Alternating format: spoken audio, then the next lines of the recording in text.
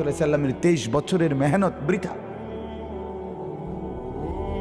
ভাবতে শিখে ইন্টারমিডিয়েট পর্যন্ত ছেলেটা পড়লো, তাহলে 1 থেকে এসএসসি 10টা বছর, ইন্টারমিডিয়েট আরো 2টা বছর, 12 বছর। 12 বছর বাচ্চাটা শিখলো, পড়ালেখা শিখাইলেন আপনি বাবা, মুসলমান বাপ, আপনার কতগুলো টাকা গেল। বিনিময়ে আপনার ছেলেটা একটা কোরআন শরীফের একটা পৃষ্ঠা কুদুর সাইয়া সাইয়া রিডিংটা মানে কুদুর দেখা পড়তে পারে না। 12 বছরের ভিতরে আপনার বিবেকের মধ্যে একবারও আইলো না যে আরে কিরে আমার ফুদ্দি কোরআন শরীফটা কুদুর সাইয়া সাইয়া পড়তে পারে না। এই বাপের কি অবস্থা আসলে, এই বাবার দিলটা কি, এই মার দিলটা কি?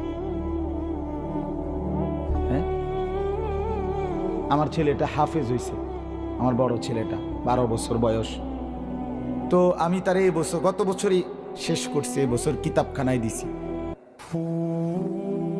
উর্দু জামাত পড়তে।